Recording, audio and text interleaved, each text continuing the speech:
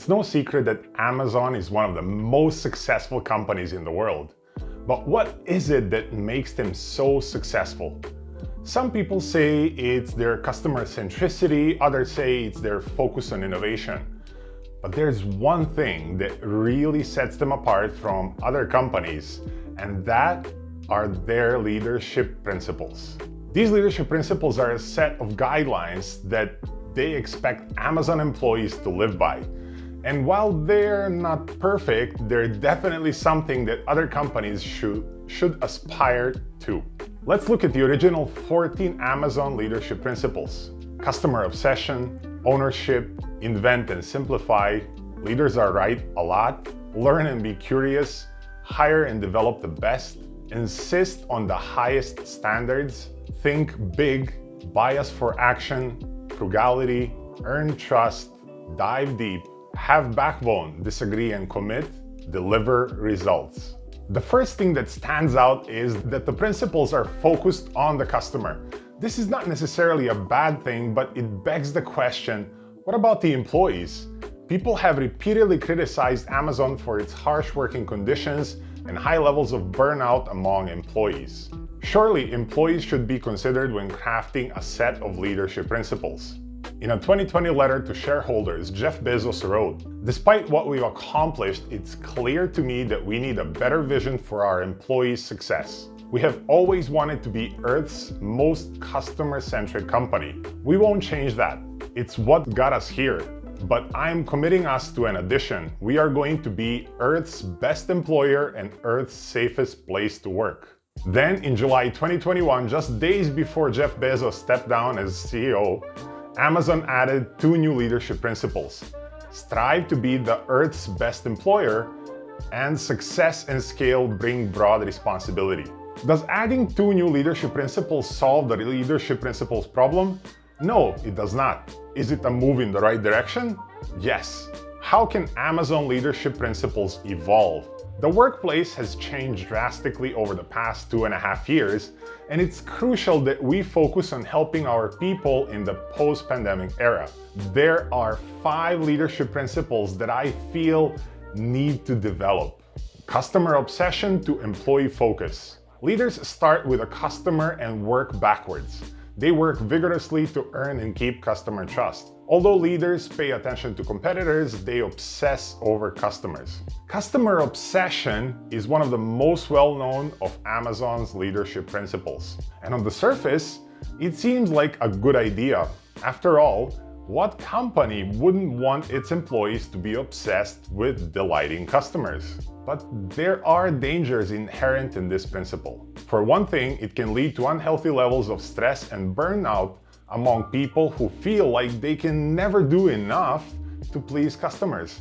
Additionally, customer obsession can cause unethical behavior as employees cut corners or take shortcuts in order to meet customer demands. Leaders should focus on their people first, and in turn, people will take care of customers. Adding an employee focus leadership principle will encourage a healthy work environment in which leaders can nurture a holistic well-being. Ownership into responsibility, accountability, and ownership. Leaders are owners. They think long-term and don't sacrifice long-term value for short-term results. They act on behalf of the entire company beyond just their own team. They never say, "That's not my job." Another principle, ownership, sounds good in theory, but can often lead to problems in practice. Yes, it's important for employees to feel like they are invested in their work and that their contributions matter. Ownership can also lead to a culture of blame when things go wrong. It can also lead to a highly competitive work environment where employees are constantly stepping on each other to get ahead. Leaders need to focus on painting a bigger picture for their people. When everyone understands what their responsibilities are and hold themselves accountable, it will create an environment where people will want to take ownership.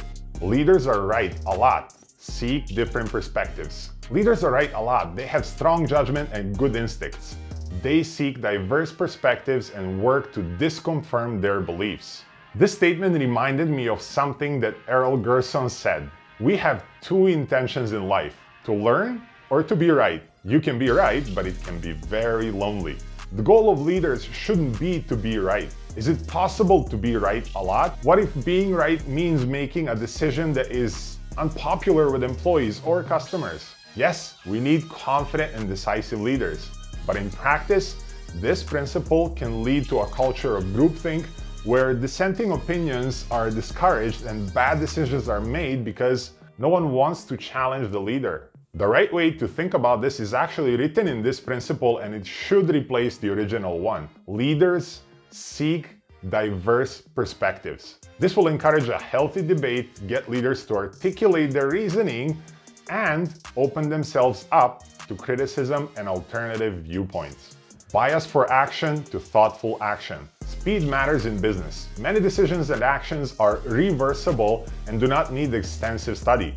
We value calculated risk-taking. This one speaks to the need for leaders to be decisive and take action instead of sitting on their hands and waiting for things to happen. Most times, taking quick action is better than taking no action at all. The problem with this principle is that it can lead to hasty decisions without due consideration for the potential consequences. This can cause errors, waste, and ultimately a loss of trust from employees.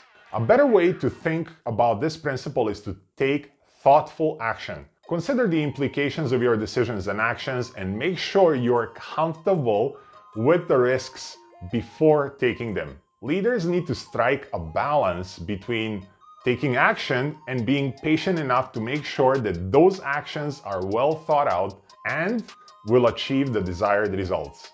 Have backbone, disagree, and commit to radical candor. Leaders are obligated to respectfully challenge decisions when they disagree, even when doing so is uncomfortable or exhausting. Leaders have conviction and are tenacious. They do not compromise for the sake of social cohesion.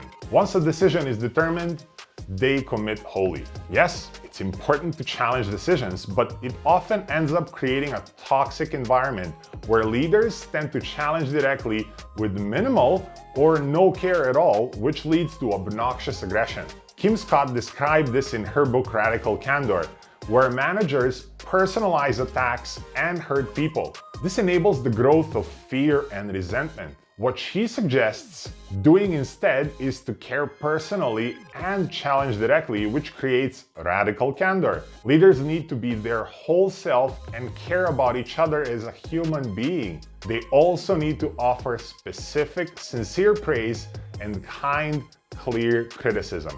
What's next for leaders? While Amazon undoubtedly achieved great things, its culture is not without its flaws. Amazon's leadership principles are meant to guide every employee in the company, from the CEO all the way to the newest entry-level hire. However, many of these principles can lead to confusion among employees as they try to figure out exactly what they should do in order to live up to those principles. If they develop their principles in a way that promotes a human-centric workplace, we will see an amazing development in the coming years, and I'm super excited to see it. This requires leaders to switch from outdated traditional leadership styles and become human-centered leaders. If you want to become a human-centered leader, check out this video where you will get guidelines, strategies on how to lead in the new age of work.